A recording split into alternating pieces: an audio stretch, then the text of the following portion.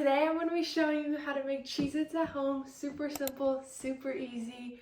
Let's get started. Okay, so first you're going to want to start off by shredding your cheese. You can't buy pre-shredded cheese for this. You have to shred your own. And personally, I love to use my cheese grater for this. You also want to shred your cheese like on a fine grater, not like the normal bigger grater situation. So make sure you have a fine grater. The handheld grater is fine with all the different cheese shredded options on it, but I prefer this thing. I will leave it linked in the description down below if you want to check it out. Alright, I'm doing 8 ounces of extra sharp cheddar. If you want to do cheddar Cheez-Its, you're going to need 8 ounces of extra sharp cheddar.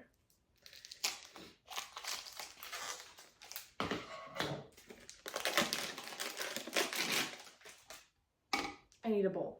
Okay, I acquired like a Tupperware situation, anything that's gonna fit under it. The reason you don't want to buy pre-shredded cheese is because it has that starch coating on it to keep it separated in the bag, and that's not gonna do well on your Cheez-Its. One thing about this recipe also is you can make these gluten-free, dairy-free, normal with just regular wheat flour. It kind of works out in every situation. They come out just fine. Personally, I am gluten-free, so I will be using gluten-free flour for these, and they come out perfect. And I'm sure they come out even better if you were using wheat flour. Alright, I shredded all the cheese. I'm just going to go ahead and set it to the side. Alright, next you're going to need 1/4 cup of butter. I had used half of the stick the other day, so I'm just using the other half now. And you're going to want to go ahead and cube it up into about 16 pieces. It doesn't really matter, that's what I like to do, but as long as you cube it up into some smaller pieces, that's perfectly fine. Alright, I got all my butter chopped up. We're going to go ahead and move to a different location so I have somewhere to plug in the food processor. Alright, we made it over to the food processor. Into the food processor, because mine is not like big enough to put the whole block of cheese, I'm just going to start with half the cheese and I'm going to make half of it and then I'll do the other half after and then roll them together. So I'm going to add half of my cheddar cheese.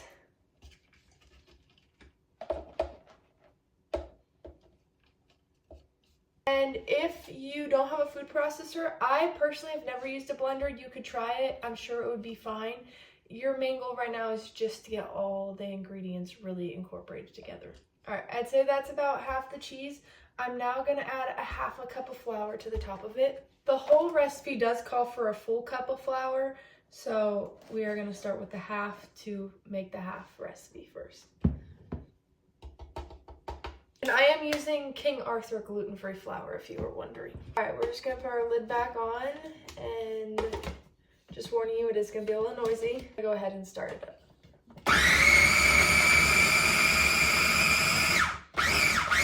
And your first goal is just to get the flour and cheese incorporated together. You don't have to over blend it. Just like that, they are incorporated. Now we're going to add our spices. Once again, the full recipe does call for a full teaspoon of mustard powder, but because I am doing 2 halves, I am adding 1/2 teaspoon of mustard powder, 1/2 teaspoon of paprika, and I will leave this recipe down in the description down below so that you guys can have it. And we're going to add 1/4 teaspoon of salt. It's good enough.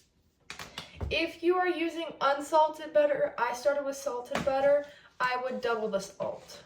We're going to go ahead and give this a quick blend.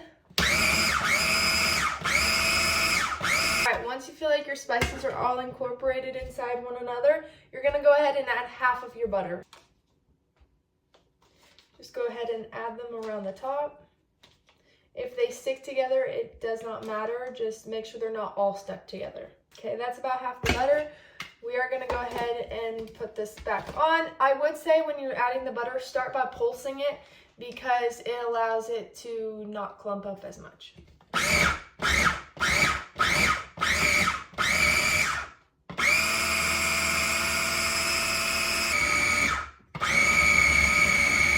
You'll start to notice all your butter's incorporated once the mixture becomes kind of like a crummy dough, I would say. It's not going to fully stick together because we still do have to add some milk. Alright, this is what she's going to look like. See, it's kind of just like a dough consistency, but not fully holding together yet because we do need to add the milk. All right, for the milk, the full recipe does call for 2 tablespoons. I am gonna add 1 tablespoon. I could only track down a ½ tablespoon measuring cup, so I am gonna add 2.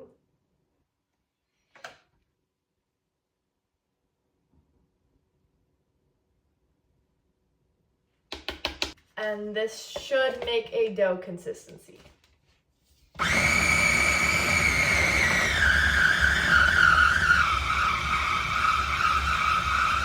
All right, as you saw, super quick, super easy. You can see when it becomes a dough. It'll look just like dough. I'm gonna dump this out and do the other half, and I'll be back. I got all my dough mixed up and both batches on this plate.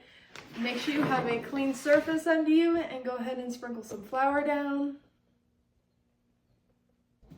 And I meant to tell you guys at the beginning, you need to preheat your oven to 325. For the particular reason that I did do these batches separately, I am gonna go ahead and give these a thorough mix together before I roll them out. But if you did them together in like a bigger food processor or blender, you could skip this step. And now that it is all well combined together, I am gonna go ahead and set it down and start to roll it out. You want to make them pretty thin. They are going to puff up in the oven when you cook them. So the thicker they are, the longer they're going to take to cook. So if you can roll them out pretty thin, I would say if you roll it out to be the thickness of what a store-bought Cheez-It is already, it'll be pretty good for the oven. Don't be like me and forget to also dust your rolling pin. Miss Munchkin over here was ready to get up from her nap, so I had to stop what I was doing.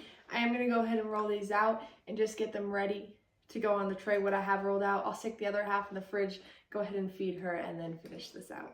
But for my squares, your squares don't have to be perfect when it comes to these Cheez-Its. Obviously, the smaller the square, the faster they're going to cook. So you do want to make them all pretty even when it comes to cutting them. I find that a pizza cutter is the easiest way to get this done. That is almost too thick, but like also kind of perfect. Then I'm just gonna go ahead and cut these into square rectangle situations. I moved all the excess out of the way. This wouldn't be a Cheez-It without the hole in the middle, so we are going to put a hole in every square. Usually I use the end of a chopstick, but I don't know where those are right now because we just moved, so I'm using this orange peeler thing.